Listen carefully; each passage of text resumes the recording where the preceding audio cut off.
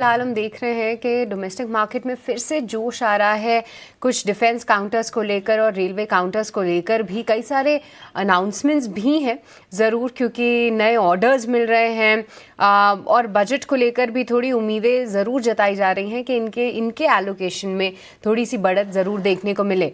क्या अच्छे करेक्शन के बाद क्या आपको डिफेंस प्लेस या फिर रेलवे प्लेस फिर से अट्रैक्टिव लग रहे हैं, या फिर कोई और पीएसयू बास्केट में से कोई खेमा जो कि आप हाईलाइट करना चाहें?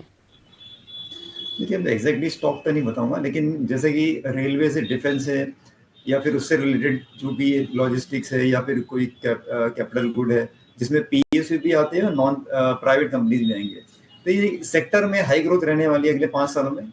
ये इन्वेस्टर को चुनना पड़ेगा कि कौन सा, चाहे पीएसयू लूँ या प्राइवेट लूँ। पहली बात। दूसरी बात, ये सेगमेंट में रहेगा, किस सेगमेंट में वो प्रेजेंट रहना चाहता है, किस सेगमेंट में इन्वेस्ट करना चाहता है, क्योंकि ये एक स्टॉक स्पेसिफिक ही रहने वाले हैं। भले सेक्टर ग्रोथ रहेगा, लेकिन हर कंपनी में उसके रिस्क रिवॉर्ड अलग रहेंगे, उसके प्रोडक्ट मतलब प्रोडक्ट में विद कंपटीशन अलग रहेंगे, तो ये स्टॉक स्पेसिफिक ही रहने वाला है। लेकिन अगर आप थीम या सेक्टर देखेंगे तो इनमें अगले 4 से 5 साल में अच्छी खासी ग्रोथ रहने वाली है। डिफेंस, रेलवेज या लीजिए आप कैपेक्स ड्रिवन लीजिए, या फिर पावर सेक्टर में या पावर ट्रांसमिशन में, ये हमें लगता है इसमें ग्रोथ तो रहेगी अगले 5 साल, जो नॉर्मली कंजम्पशन ग्रोथ से कहीं ज्यादा रहने वाली है। और जो कि हम लोग भी ये एस्टिमेट कर रहे हैं कि यही इंडिया का जीडीपी ग्रोथ ड्राइव करेगा अगले 4 से 5 साल में। तो इनमें ग्रोथ तो रहेगी, लेकिन इन्वेस्टर को चुनना पड़ेगा कि कौन से स्टॉक्स लेने हैं जिसमें वो कंफर्टेबल।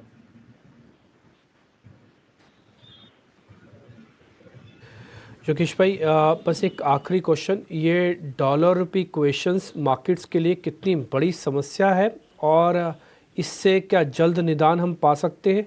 आपकी कोई कैलकुलेशन है? आप इसको रीड करते हैं, स्टडी करते हैं? देखिए, स्टडी तो बहुत करते हैं हम लोग, लेकिन इस पे लेकिन ये चीज़ ऐसी है कि किसी कंट्रोल में नहीं है।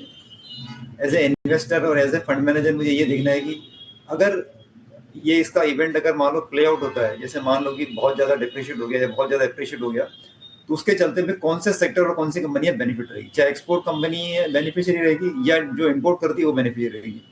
तो इस पे ज़्यादा फोकस करते हैं, क्योंकि ये हिस्टोरिकली करेंसी का मूवमेंट जो होता है वो बहुत सारे ग्लोबल इवेंट्स पे होता है, जो कि एक बाइनरी भी होती है, कई बार ओवरनाइट चेंजेस भी आते हैं, और ये इसको प्रेडिक्ट करना मुश्किल है। इससे इससे इसके अलावा बेटर ये है कि आप सेक्टर देख सकते हैं कि कौन सा सेक्टर बेनिफिट ही है।